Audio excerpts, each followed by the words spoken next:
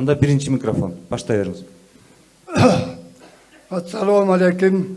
Кымбаттуу ушчулар, бүгүнкү жыйындын катышуучулары.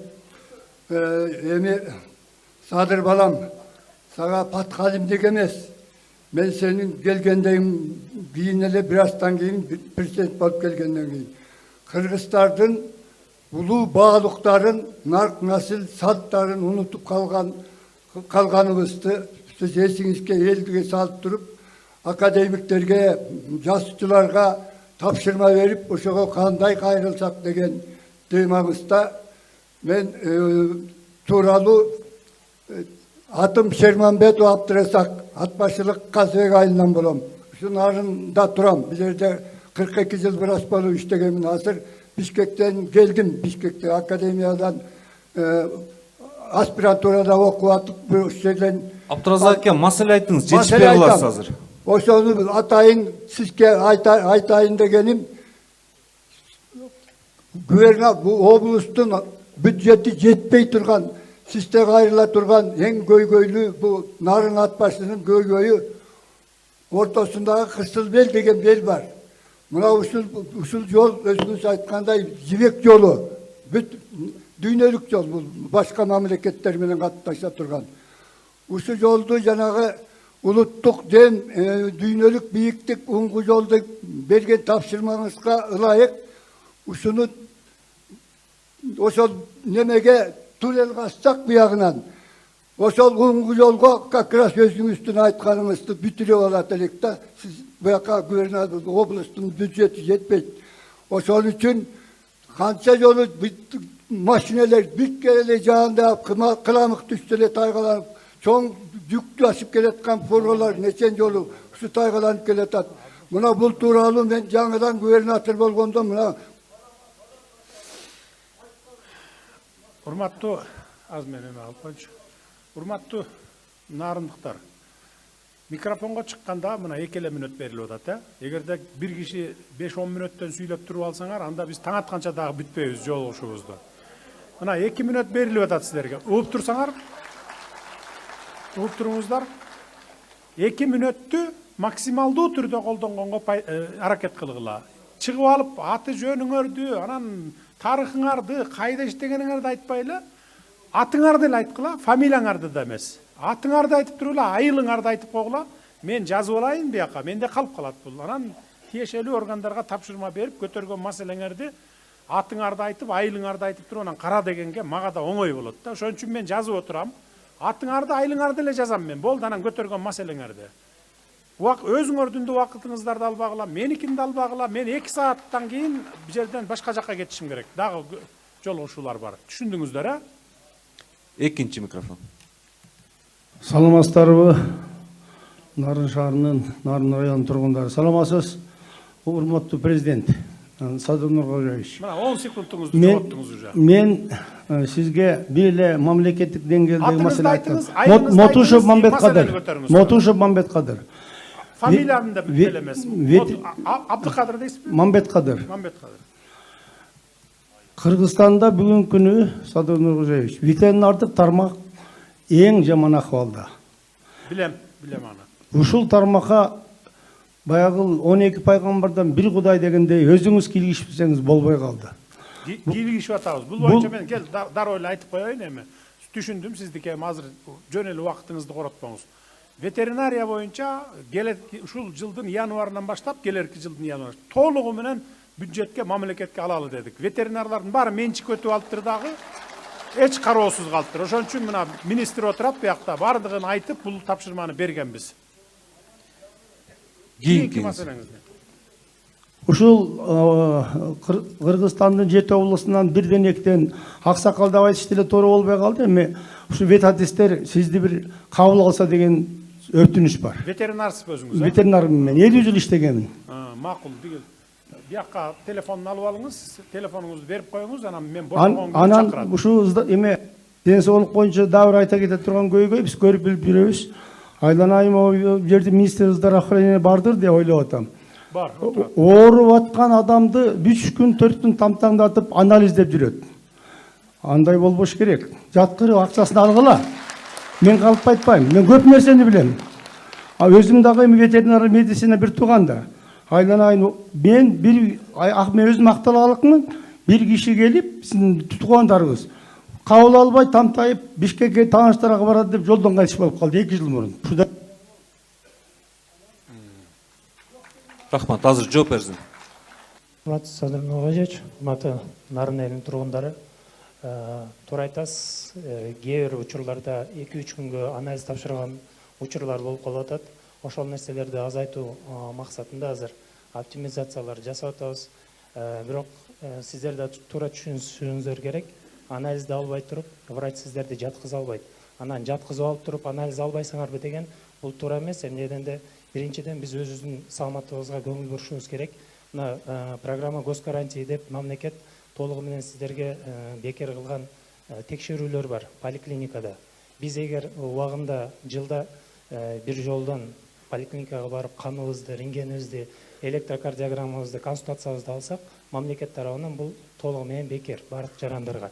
Бирок муну эл кылбайт дагы, ооруга жеткизип туруп, анан больницага жатканга аракет кылат да. Ошон үчүн оорунун алдын алуу үчүн поликлиникаларга эгер барсаңыздар, өзүңүздөр катталган ГСФлар, ФАПтар жана ЦЦМдерге барсаңыздар, ал жерде жылда бир контролдон өтөсүздөр дагы. Өзүңүздүн врачыңыз жолдомо берген учурда сиз больницага мындай эч кандай тоскоол жок эле, уже анализдериңиз даяр, барып жатып каласыз. Ошондо ушул нерсени туура кылсаңыздар, өзүңүздөр да көп убарачылыктагы болбойт эле, анан оорунун көбүн да алдын ала алат. Медицина системасында проблема бар, бул проблема. Биз азыр санариптештирүүнү медицина тармагында жүргүзүп атабыз. Адилбек Алешевич жеке көзөмөлүн алган, а кишини медицина тармагына байлап берген. Башка ишиңиздин баарын таштаңыз да ушул тармакты реформа кылып бериңиз деп туруп. Мына министр экөө иштеп атат. Жаңы койгондо мына кабинети менен 1-2 ай болуп калдыбы, көздөштүрүп, экөөнү бири-бири менен көздөштүрүп туруп, анан бекитип бергенмин. Кудай буйрса, бул алдыда келе жаткан бир 4-5 жылда дагы калган жетип калабыз. 4-5 жылда деген бул дагы өтө чоң сурок эмес. Бул кыска сурок деп айтсак болот. Мына азыр мисал алгалы, анализдерди дагы азыр автоматтык түрдө көп нерселер чыгып калбадыбы? Бир күндө чыгат, 1 саатта чыгат, аппараттар келип атат. Бүт мына мондай техникалар менен иштөөгө ушундай шарттар түзүп атабыз. Мен ушул мамлекет башына келгенде, баягы 20-жылдары бүт кагаз менен иштечүбүз отуруп алып. Баягы өкмөт. 5 жыл дегенде мына 5 жыл эмес, бир 2 жыл болуп калды окшойт. 3 жыл дегенде араң 4 жыл даже 2024-кө чейин, 23-тün аягы 24-кө чейин. Араң дегенде мына электрондук өкмөткө өтүп бүттүк. Араң дегенде мына мурда болсо мен указ чыгарам же бир токтом кабыл алам десем, распоряжение чыгарам десем, минимум 15 күн болбосо 1 айда макулдашылып келчү 14 министрликтен. Азыр 1 саатта мына электрондук өкмөткө салабыз, бардык эртең менен келет, кечинде салып коебуз, эртең менен 8-де салсак, кечки 8-ге чейин бардыгынан бир келип калат. Бир күндө токтомдор чыгат, указдар чыгат. Иш бүтөт. Мурункудай кыдырып жүрбөйт, кагаз көтөрүп алып бардыгы. Мына медицина системасында ушундай эмеге алып келатабыз азыр. Бирок алдыда убакыт керек дагы. Рахмат. 3-чү микрофон. Урматтуу Садыр Нургожоевич, мен Учкун аймагындагы Кулунак айылынан келдим, элдердин атынан. Биздин айылга таса суу. Атыңызды айтыңыз, атыңыз. Кулунак айылынан, Кулунак айылынан атым Айталы. Биздин айылга таса суу кирип иштеп атышат. Былтырдан бери. Кээ бир жерлерибизге, кээ бир чет жактагы үйлөрүнө, түтүндөрүнө суу жетпей, проектиде жок деп ошолорго суу кирбей калган атат. Анан бир топ үйлөр ошо суусуз калган турат. Ошо долбооруна арыз барбы жасап аткандар? Долбоорунда ошону киргизтирип койсоңуздар деп. Мындай кылгыла, мен дароо эле айтып коеюн, түшүнүктүү, түшүндүм. Баягы айылдын орто чейинен чет жагында новостройкалар калып калып аткан экен да. Дополнительно проектиге киргизгиле, акча каражатын источнигин таап берели, анан баягы эрдик кылсаң сүрө кыл дейт, айылга суу чыгарып берип аткандан 100% эле чыгарып берип койгула да. Карап чыгабыз. 90%-ына чыгарып анан 10%-ын калтырып койбой. Карагыла ошондойду. Источнигин таппасаңар, эгерде силер өзүңөрдө каралбаса, биз карап берели анда. Азыр оптимизация кылып атабыз проектилерди. Жасаганга жараша бир жолу баарын жасап кетиш керек да, 100%. Жарайт. Айтыңыз. Биз тиги арпа тиги чой жап жерлерге малыбызды кыштатып жайлатып келебиз ошол жака. Тиги илгеркиден бери эле. Анан ат башы району менен чектешпиз. Анан ошо ат башылык туугандар келип эле ошентип калса жер талашып эле. Силер арендага алгансыңар, кеткиле анака мынакка деп. Ошол жайыттарыбызды, что жайлообузду чечип берип койсоңуздар, талаштырбай. Айталык, ал жерде маселе жок. Эч кандай талашкан киши жок. Ал жерде эми эки кошун эле бири-бирине мал талаша берсе аны мындай жалпы неме кылбаңыздар. Жок, жайыт деп атпайбы, жайыт талашат. УДПга өткөн жайытты айтып атат да, ат башылыктардан алып пайдаланып атышат 30-жылга чейин. Анан ошону талашып атышат дейт. Ал жерде талаш жок. Алар алабыз деген да жери жок. Талашпайт ал жерде. Просто эки кошуна урушуп кетсе эле анан маселе кыла бересиздер да. Маселе жок. 2030-жылга чейин эч ким тийишпейт сиздерге. Биринчи микрофон. Урматтуу Садыр Нуркожоевич, салам айтып барс. Салам алейкум деп сөзүмдү баштайын. Саламат. Өлкөбүздүн өнүгүп жылдап баратканды, Атыңыз. жылдан жылга Атыңызды айтсаңыз. Камчыбек Нарын шаарынан. Жылдан жылга күндөн күнгө өсүп баратканын көзүбүз менен көрүп, туюп турабыз. Ошого шайкеш келген менин өсүмдүн короо жайымда, менчик үйүмдө да 8-9 өлчөмүндө тиги бай мурунку тиги курулуштун фундаментинин бала бакчага ылайыкталган имаратын көтөрдүм эле. Ошонун имараты толук бүтпөй акча каражатынан тартыштык болуп турат. Ушуну даректүү бир жардам катарында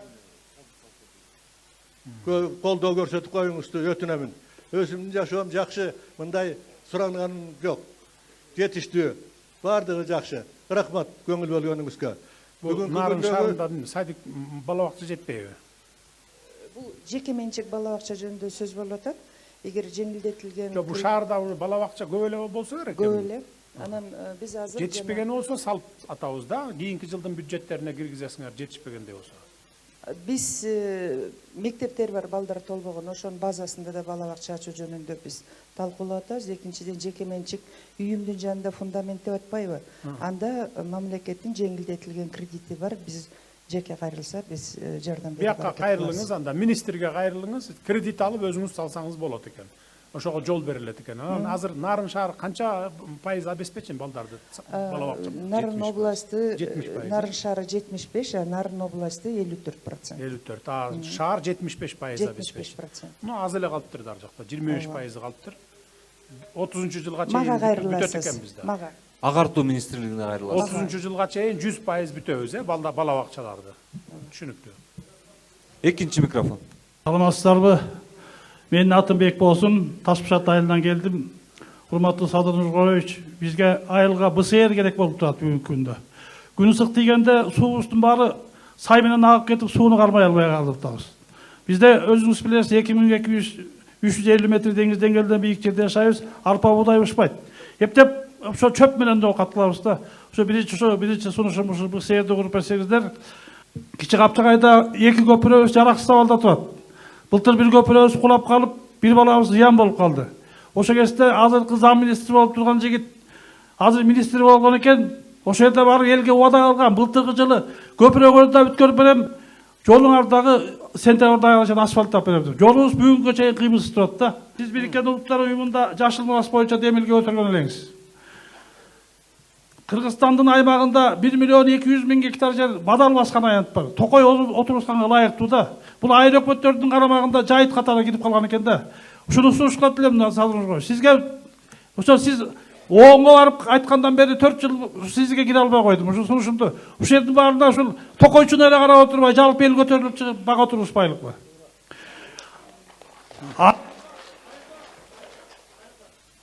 Ар бир адамга жок дегенде бир 10-дон 11ден бак, ар бир үй тиксин дегени мени киргизиңизчи. Айыл өкмөттөргө ушул жерден тапшырма берип коюңузчу акимдерге. Мөңгүнү сактап карап турган жалгыз Токой. Токойду көбөйтпөсөк, сиз өзүңүз Токойчу нуусуз. Мага окшоп сиз дагы убагында тоурчак тергенсиз.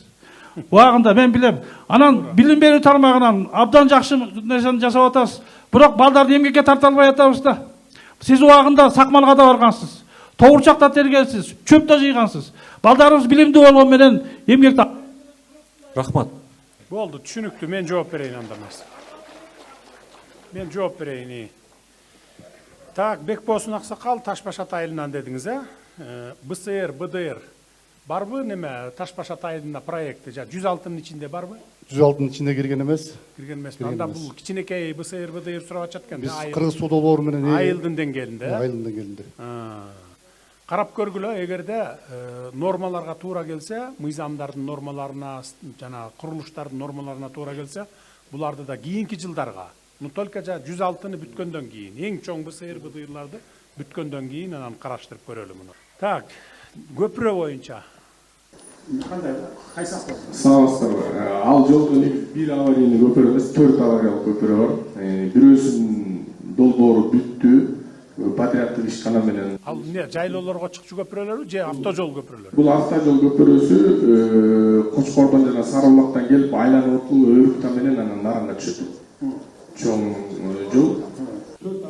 То есть жүрүп атабы курулуш иштери, ремонт иштери, курулуш иштери? Азыркы учурда бирөөсүнүн келишим түздүк, баштайбыз. Үчөөсүнүн долбоору түзүлүп атат. Күз айларына чейин баштайбыз аларда. Бирок быйылкы жылы толук бүтпөй калат, баары кечирээк башталат. Эмки жылдын аягына чейин бүтүрүп эксплуатацияга бересиңерби? Беребиз.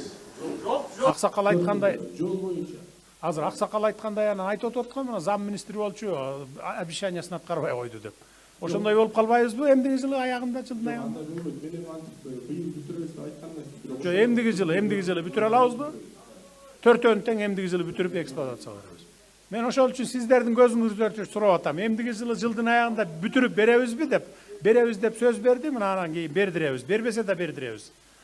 Так, жашыл мурас боюнча, бадал басып аткан жактар боюнча биз азыр бүт республика боюнча кыдырып чыгабыз, жайлоолорду, токойлорду, дары чачканга самолетторду азыр министр сүйлөшүп келген экен. Министрдин орун басары турат, менден кечээ бир иши болуп суранып кетти министр.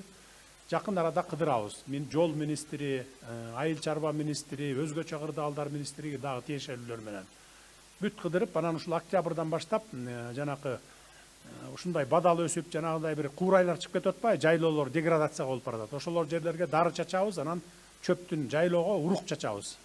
Жайлоолорго урук чачып, уже урук чачылып келатат, бул жылда эле чачылып келатат. Канча миң гектарга чачып атабыз бир чачканда, жаз күз.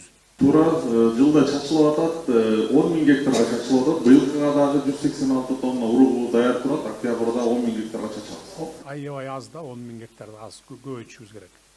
50 миң, 100 миң гектардан чачышыбыз керек да жылына, бир жылда.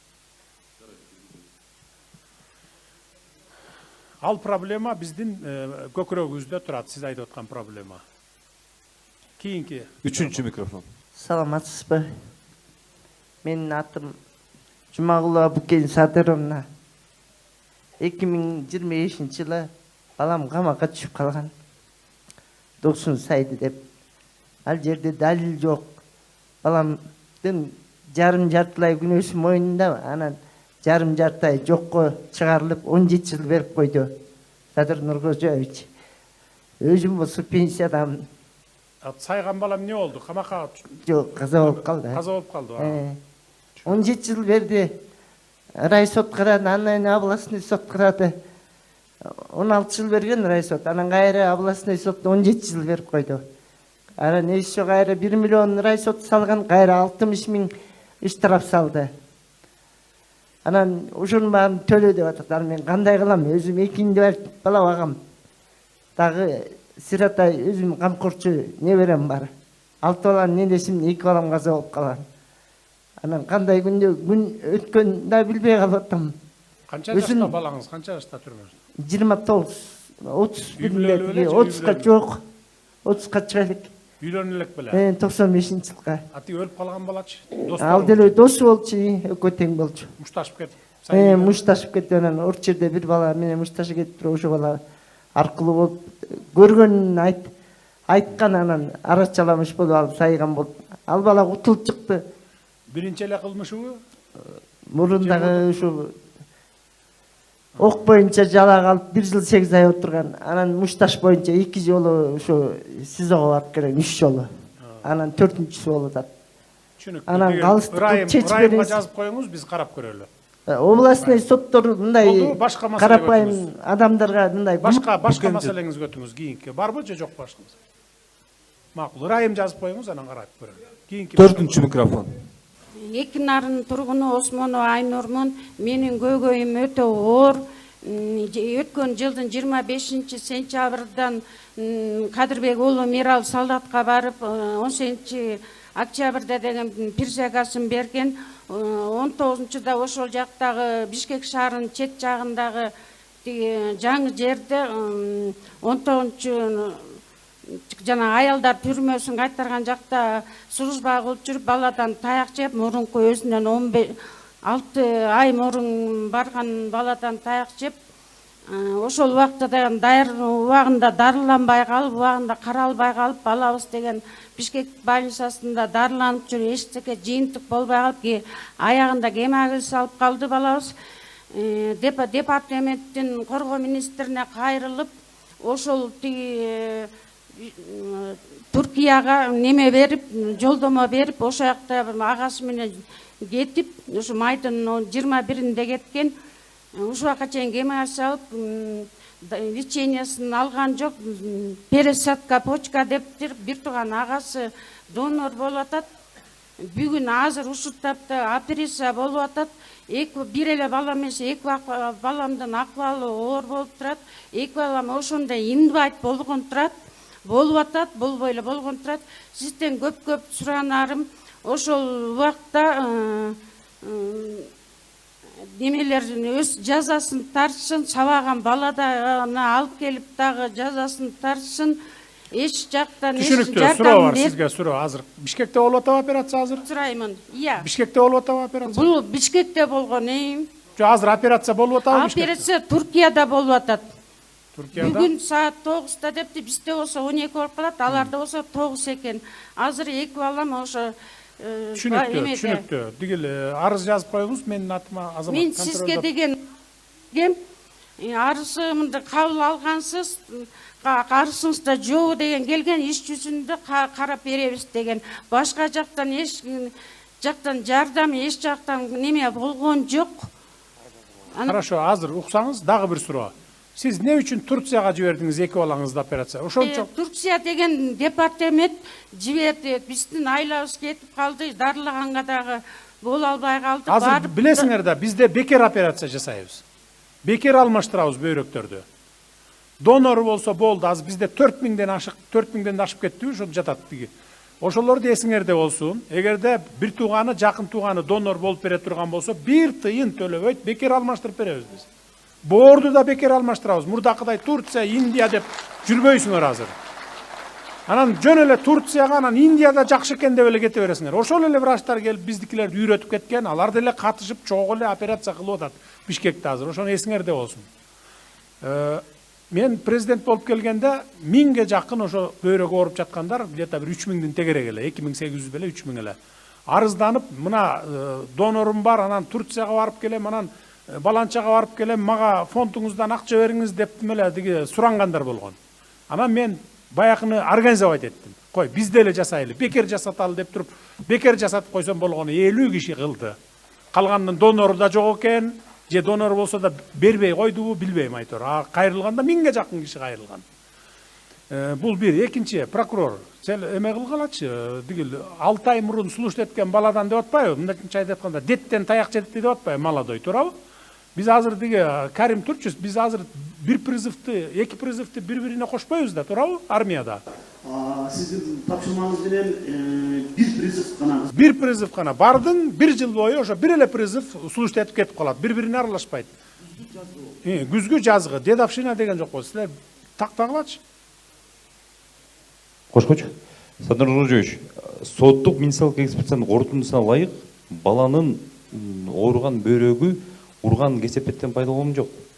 Ошол себептен биз түшүндүрүп, кайра арыз алып, комплекстүү экспертиза дайындадык.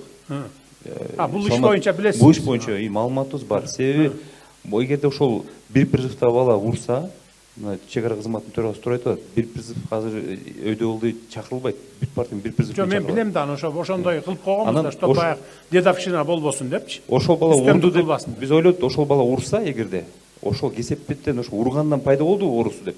Андан соттук медициналық экспертизанын кортусуна ылайык андай болгон жок. Мурун коорулары бар мурун кооруласы ырбап кетти деп. Ошон үчүн комплекстик экспертиза дайындап атабыз. Дайындап экспертиза жүргүзөт. Дайындап текшерип, анда маған айтып болот. Жарайт. Сиз арыз жазып коюңуз, биз эки балаңызга жардам берели. Биринчи микрофон. Саламатсызбы, урматтуу Садыр Нуркожоевич. Мага кошумча 1 минут берсеңиздер, себеби атайын сизге жолугам деп жүрөгү ооруган экинчи группадагы баланын атасы келген экен, анан жүрөгү ооруп бияка жатып калгандыктан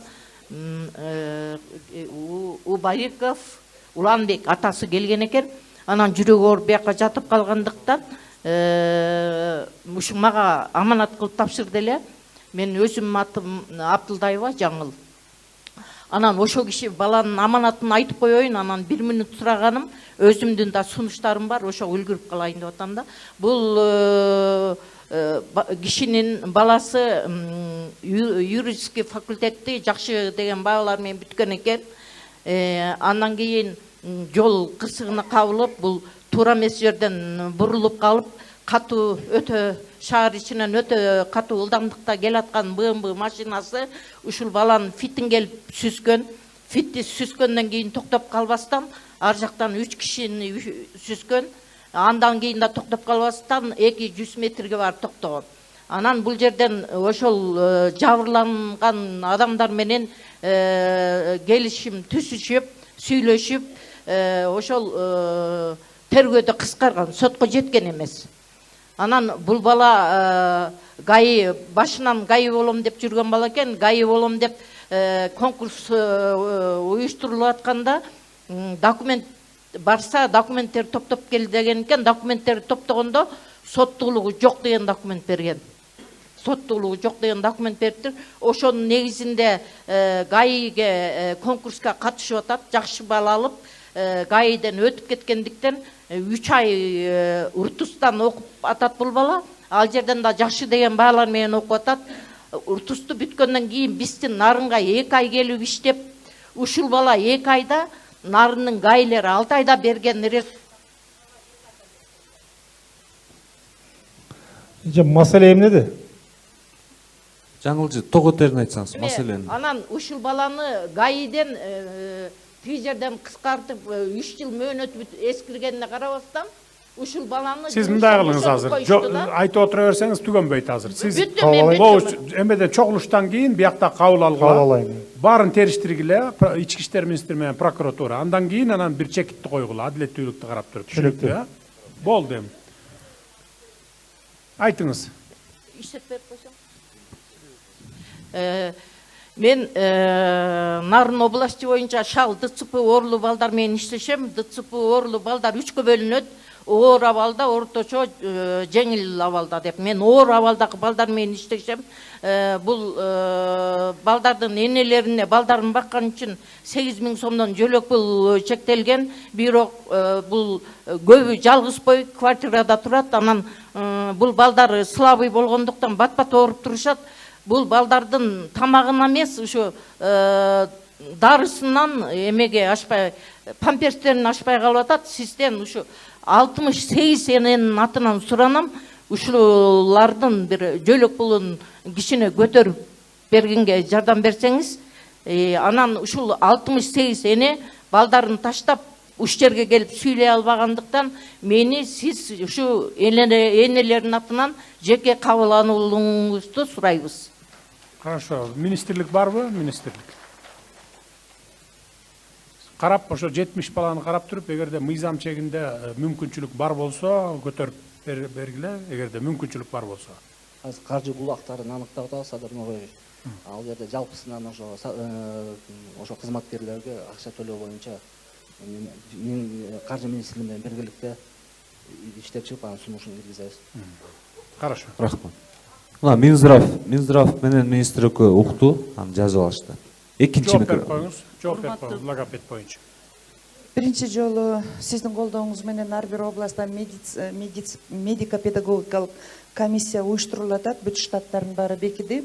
Экинчиден атайын билим берүү стандарттарына логопеддин баарын киргиздик. Бул боюнча дагы иштеп атабыз. Азыр Каржы министрлиги ушул маселени чечип берсе чогуу карап атабыз. Үчүнчүдөн ата-энелерди сиз айткандай айтат элем, көбүрөөк телефонго отургузуп койбой сүйлөшүш керек да. Эң көп ушул логопеддик маселе ушул бала менен сүйлөшпөгөндүктөн тили кеч болуп калып атат. Биз колдойбуз. Ооба, анын өтө көп себептери бар. Анын бир себеби бала менен сүйлөшпөй атасыздар. Экинчи микрофон. Бул маселе кече күнү Кочкордо дагы көтөрүлдү эле. Анан мен бардык аксакалдарга, залда отургандарга айттым эле да. Биз мисалы бала кезде телефон жок. Футбол ойночубуз, сууга түшчүбүз, козу, музоолорду жайып келип, анан кечинде кайра киргизчүбүз дагы, анан эне атабыз менен келип отуруп алып туруп, анан кийин тегерек столдо чай ичип отуруп алып, анан кийин жомок айтышат элек, макал лакаптарды айтышат элек, тарыхты айтышат элек. Ошон үчүн анан тилибиз бат чыккан да. Азыркы балдар эне атасы баш болуп өзү, балдары төш болуп только телефон чукулайт, бир үйдө отурат, телефон менен сүйлөшүшөт. Же калбай атамбы? Ата-энеси да эптеп ушу баланын тынчы ойносун деп 3 жаштагы балага телефон карматат, мультфильм коюп, өзү биякта СМС жазышып отурат WhatsApp менен. Анан кантип анан тили эрте чыгат анан. Ошон үчүн биз мектептерге телефондорду запрет кылганбыз. Мектептин ичинен телефон колдонтпогула балдарды деп. Алып коюп атасыңар, киргенде бербейсиңер. Яшиктерге салып коюп кетип атканда бересиңер. Үйдөн эне аталар дагы силер да ошондой кылгыла. Бир саат бергиле, макул эми баягы керектүү материалдар болсо карасын. Алып туруп бекитип салбайсыңар, бир сандыкка салып же сейфке салып туруп, болду колдонбойсуң деп туруп. Ошондой кылып силер өзүңөрдүн балдарыңарды азыр ошентип тарбиялабасак, кенедей 3 жаштагы, 2 жаштагы балдардан баштап 70ке чыккан аксакалдарга чейин чукула отурабыз мындай кылып. Экинчи микрофон. Урматтуу президент Садыр Нуркожоевич, мен Исраилова Бурул Нарын шаарынын тургунумун. 13 жылдан бери жер боюнча соттошуп акыйкаттыкка жетпей келебиз. Себеби колубузда турган далил материалдарды Нарын областык соту, прокуратура туура чечим чыгарбай 13 жылдан бери убарабыз. Акыркы үмүтүбүз сизде калды. Конституциянын гаранты катары коррупцияны сиз эле токтотот деп ишенебиз. Бул иш боюнча госрегистр, нотариус, ошол эле убактагы соттор, прокуратура органдары байланышкандыктан иш толук чечилбей келет. Бул ишти жеке көзөмөлүңүзгө алып, жараң карап берсеңиз деп көп коррупциялык иштер бети ачылат эле. Бул ишти өтүнөм. Прокурор. Өкөңөр карап ушундай иштерди. Мына карачы, жалаң өкөңөрдүн ишиңер да. Сот менен прокурордун иши. Сандалы эле 3 жыл, 5 жыл, 10 жылдан бери соттошуп жүргөндөрдү. Карагыла дагы адилеттүү карап туруп, чекитти коюп туруп, мына деп туруп, точканы коюп салбайсыңарбы? Калыс карагыла, адилет карагыла да, мына могу сен тарапта деп туруп, чекитти коюп салгыла да. Ошондо ушундай залдан маселелер көтөрүлбөйт да. Элдин арасында бүт баарында ушундай маселелер. Кабыл алгыла азыр, могу чыккандан кийин кабыл алып туруп, өкөңөр карап туруп, чекитти коюп салгыла. Же бул киши тарапта болсо мыйзам буяка чечип бергиле. Жок, тиги тарапта болсо тиги тарапка чечкиле дагы, что үмүтүн үздүрбөйсүңөр анан 10 жылда, 5-6 жылда сүйрөп жүрө бербей. Үчүнчү микрофон. Саламатсызбы? Угуп атасыңарбы залдан эмне деп атат? Соттор. Угуп атасыңарбы? Ар бир сотко жеткизишиңер керек да ушуну. Ар бир сотко. Залдан эмне деп атканын элдин. Тынчыраак эми. Болдуңуздар эми. Үчүнчү микрофон. Саламатсызбы? Нарын шаары, атым Элнура. Мен Нарын облустук бириктирилген ооруканасында 26 жыл бою иштегем. Качан гана бизге ушул Мурат Алияскаров келгенден бери мен үстүмөн абдан кысымдарды көргөздү. Прокуратурага текшертти, ГКНБ текшертти, буга чейин өкүлчүлүккө чейин өткөндө да чыккам. Бирок эч кандай маселе чечилген жок. Себеби бул Элдар Жакыпбеков мунун кайниси, Ташиев болсо Осмоновдун классташы экен. Себептен мен биринчи станцияда өзүмдүн укугумду коргош үчүн сотко бергем Нарын шаарына. Нарын шаардык азыр токтоңуз, түшүнүктүүрөөк кылып айтыңызчы азыр. Нарын шаарынан ким сизди кыйнап атат буякта? Ким ал Алияскаров? Нарын облустук бириктирилген ооруканасынын директору болуп, 1 жыл 3 айда Алияскаров деген киши келген. Бул министр дагы тоже билет. Асылбеков, Дамирбек Асылбеков. Канча жылдан иштеп атканда буякта? 1 жыл 3 ай болду. Сага чейин экен да? 24-жылы аягында келген. 24-жылы ноябрь айында келген. Келгенде иш иште 3 сааттан көп Жок, мен азыр айтып кетсем болобу, урматтуу президент, себеп дегенде булар бир тараптуу карап атат да. Азыр токтоп туруңуз азыр. Сизди неге деп кызматтан кетти деп атабы же? Жок, кызматтан кеткен. Кетирилген. Кетирилгенсиз. Мен эмне себептен кетирген ушуну кичине айтып коеюн, бирок мен бул арызга жаздым баарын. Сизге буга чейин да жазгам. Мен 1 саат, 2 саат, 3 саат кечиктиң деп видео камера менен үстүмөн кайра келип, ажыл кадрын жиберип, юристин жиберип, булар менин үстүмө аябай мүмкүнчүлүк берген жок карантин убагында. Себеп дегенде мен профсоюздун акчасын чыгарып койгон үчүн, ошол таризде ачык айтканым үчүн, булардын акчасын айтканым үчүн, жеп алган үчүн мен прокуратурага кайрылгам. Прокуратура аны изилдеп алып келген. Бардык ушул негизинде болгон. Мына ошондон бери мага кызымдар. Азыр жумушу жок жүрөсүзбү? Ооба. Арызга жаздыңызбы баарын? Жаздым баарын. Бербейиңиз берип. Ушуну аябай карап берип койсоңуз мен сизге кайрылуу жасайт элем. Азыр мен катын алып туруп силерге түшүрөйүн. Прокуратурага. Соттун пока сенин тиешең жок да сот чечими чыкты. Жок, биринчиде мен сотко бардым. Анткени алда деген Осмонов деген карады төрага. Төрага караганы менен канаттандырылбасын деп койду. Себеп дегенде булар сатып алган. Сотто да каралган экен да? Сотто биринчисинде каралды. Бирок эч нерсени караган жок, ал киши уккан жок. Таризде эч нерсе караган жок. Садыр Нургозович, азыркы учурда Нарын областтык сотто кароодо турат. Областка жаздым мен жагы. Жүйөлөрүн карап, анан чечим чыгат. Болду. Калыс карагыла, адилет карагыла да чекитти койгула. Эгерде чоң рахмат. 4-үнчү микрофон. Эгерде жанагыдай болуп, жана кимдин Эдунун иниси Ооба, Ошорекинин жездеси. Жездеси? Ооба. Осмонов Ташиевдин классташы Барпылык. Ошон үчүн булар азыр сиз ойлобоңуз. Бүт бары Ташиев менен Эдунун кландары ушул жерде эле отурушат. Давайте сот менен прокурор карагыла дагы кетишеле кечкин. Чекитти койгула. Чекитти койгула. Түшүнүктүү? Биринчи микрофон. Садыр Нургожоевич, саламатсызбы? Мен бат-баттан коркуп чарчап, коркуп да кеттим суроо бербедене. Замира атым, майыптар менен иштеймин, өзүм да майыпмын. Анан кийин мен сизге кайрылым. Биринчи группадагы майыптар 8.000 алып атат. Садыр Нургожоевич, 8.000 эмне жетет? Өзүңүз ойлоп көрүңүз. 8.000 биринчи группада инвалид бачадын учурлар. Билем эже, эчтекеге жетпейт азыр. Туурабы? Билем, эчтекеге жетпейт азыр. Ал моюнга алышыбыз керек. Бирок 3 жыл мурун канча алчу элеңер? 2000 алчусуңар, 8ге көтөрүп бердик мына. Эми дагы 10го, 15ге бюджетке жараша, чөнтөгүбүзгө жараша, республиканын бюджети дагы көтөрүп беребиз эми. Кичине чыдап тургула эми. Эки ойдон жүрө берсе дагы айтмаксыз, ыйламаксыз азыр. Анан болушунча көтөргөнгө аракет кылып атабыз. Рахмат, Алла разы болсун. Садыр Нургожоевич, дагы экинчи вопросум деген, мореки аялдарга мен против азыр айтмакмын. Просто деген мен Нурбек Бишиновичке кайрылайын. Тигил аял деген даже реанимациянын жанын койбой атат. Мына Сагындыкова эркин биздин врачтардын бар тең жакшы деген врачтар. Бүт бар тең Гиппократтын антын алган. Могу аял жанын койбой атат. Эмбелек аял. Бизер эки жактуулук экен, карагыла. Карап туруп анан адилеттүү чечим чыгарып койгула.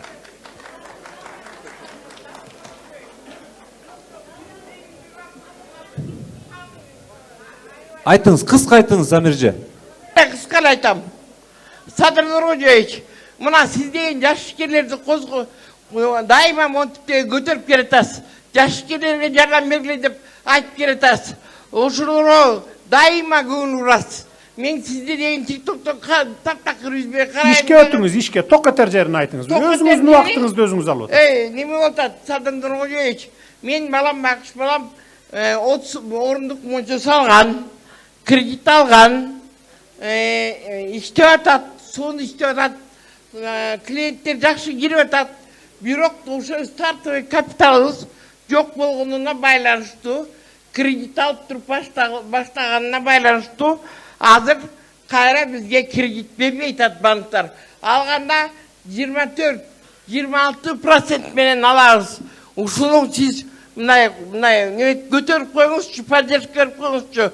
Жалгызбакты мен 3 баламды. Садыр Нургожоевич, мына инвалидмин экинчи группадагы. Банктар деген Рахмат. Түшүнүктүү. Бул эме 24% менен действительно көп. Көп, туурабы? Высокий процент экен да. Малый и средний бизнести колдоо үчүн канчадан берип атабыз элекпиз? Азыр бүгүнкү күндө чакан жана орто бизнести колдоого бизде азыр долбоорлор бар. Азыр ошонун негизинде алса болот. Жок, ошо канчадан дедиңер? 6%га чейин. 6%. 6%. Азыр 24% менен. 24% менен. Бул жанагы коммерциялык банктардан алса керек, 24 менен. Коммерциялык банктардан алса керек. Силер эме кылгыла, анда алмаштырып бергиле. Эгерде залогу бар болсо, залогу бар болсо, ошол частный банктардыкына төгүп берип туруп, колуна акча бербей туруп эле. Түшүндүңөр да? Бул эми средний бизнес да, туурабы? Малый бизнес да, малый бизнес. Малый бизнес. Ошонусун алмаштыртып берип койгула, банк госбанктарга айтып туруп. Жарайт. Рахмат. Экинчи микрофон. Мен Чыныгүл аты жөнүм, Бишкек шаарынан келдим. Мен 1,5 мың элдин көйгөйүн сизге жеткизейин деп 3 күндөн бери артыңызда жүрөм. Азыр мага кезек келди. Мени жакшылап убакыт берип угуп койсоңуз элдин көйгөйүн. Бул жерде мен кайрымдуулук фондунун бирикмесине баштапкы төлөм төлөп катталганмын. Мага окшогон 700 жаран бар дагы. Баштапкы төлөм берип катталган. Андан сырткары 800 майыптыгы бар, мүмкүнчүлүгү чектелген адамдар бар. Алардын баары ушул күнгө чейин сизге арыз муун жеткире албай, ген прокуратурага, военный прокуратурага, КМБга, МВДга, УУДга, ГСУга жазып келишет. Бул фонддун жетекчиси баары азыр жазылган кишилердин баары 1500 киши экенбиз. Фонддун жетекчиси Канибек уулу Али Акбар Арабиядан кайрымдуулук фондуна 20 миллион доллар акчасын алып келген Кыргызстанга. Бул Али Акбардын элге жеткирүүчү кайрымдуулук акчаларын мурунку Бишкек ГКМБнын Элдар Жакыпов кайманаты Эду экен. Өкүл баласы Рустам Маматкулов Орел аттуу экен ал дагы. Алып койгон экен. Али Акбардын айтуусу боюнча бул боюнча бардык фактылар бар бул боюнча. Садыр Кожоевич, маалымат бар. Эжеке кечиресиз. Так, анда кечирип сурайсыз. Рук куланда. Садыр Кожоевич, кечээ күнү Кочкор районунда элди кабыл алгандан кийин эжекени кабыл алдым мен. Арыздардын баарын кабыл алдым. Бишкекке алып кетем, текшерүү жүргүзөбүз, жообун беребиз. Эду боюнча айтылып кетти, арызга чагылдырылды, ошону баарды текшеребиз. Анан маалымат билдиребиз. Бул баягы жанакы эмеби дегеле, Будабай алдамчылык фонду болуп калып атат ошондо. Взносторун алып туруп, анан мына силерди жыргатам деп коюп, акчанын баарын алып кетип калган. Ооба. Бул Арабиядан киргизилген акча кайрымдуулукка 20 миллион доллар АКШ доллары. Элге жеткирилбей, ошо Эду деген аркылуу алынып калынган акча экен. Биз бул боюнча 4 жыл бою Али Акбардын артынан жүрөбүз. Өзүңүз көзөмөл болду, түшүнүктүү. Сиз бул боюнча серьезно карап туруп, анан кийин мага бизге жообун айтып коесуз. Мына мондай экен деп туруп, түшүнүктүү, териштирип туруп. Түшүндүк. Болду. Арызын алдым, арыздар. Үчүнчү микрофон. Саламатсызбы, урматтуу Садыр Кожоевич. Мен Жеңишбек Нарын шаарынын тургуну. Көрүү боюнча биринчи топтогу майып Кыргыз Азердүүлөр коомунун Нарын аймактык баштапкы уюмунда төрага болуп милдетти аткарып келатам. Менин көйгөйлүү маселем биздин коомду өзүңүз жакшы билесиз, Кыргыз Азердүүлөр коомунда эң бай майыптар, эң бай коом. Onun bir ишкана бар, bir пансионатыбыз бар, гектарлаган жерлер бар, кыймылсыз мүлктөр бар, бүт арендага берилет, ишканаларда иштер жүрүп атат, ошондон түшкөн акчалар. Бизде коррупция болуп атат, маалымат жок, эч кандай чыкпайт, мыйзам бузуу көп бизде. Бир эле мыйзам бузууну айтып берейин, бизде бул Ысык-Көл Нарын аралык башкармалыкты филиал кылып ачышып, кайра соттун чечими менен жокко чыкты. Ошол мында ушундай мисалдар көп. Ишканаларда иштебеген майыптарды иштеди кылып жазып, айлык чыгып турган буга чейин. Ошондой маселелерди мен 2 жылдан бери көтөрүп келатам, куугунтукка учурап келатам. Анан ушул маселени өзүңүз өз көзөмөлүңүзгө алып койсоңуз, дагы момунда катап келдим. Былтыр дагы мен сизге аманат кылып уш жерден бердим эле катты, элдин көбү билет.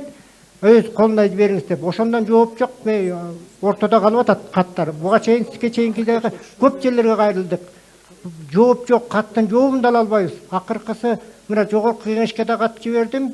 Ушуну маселени өз көзөмөлүңүзгө алып койсоңуз.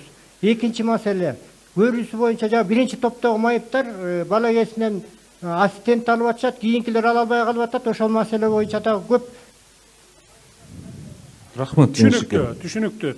Кимде эгерде кат берем деп күтүп отурган болсоңор, залда бергиле азыр. Чогултуп алып келиле. Чогултуп мага мояк алып келип бергиле. Микрофонду күтпөй эле бергиле азыр. алып келгиле, мына мен алып кетем. Саламатсыздарбы? Нарын району Жамбылак айылы курултайдын катышуучусу Садыр Нуркожоевич. Биз биринчи Чынара Иманалиева. Биринчи курултайга барганда биздин Нарын районуна караштуу Жамбылак айылынын бир жер жеп нарын суу мындай нукту Аны жана айттым. МЧСке сунуштадык.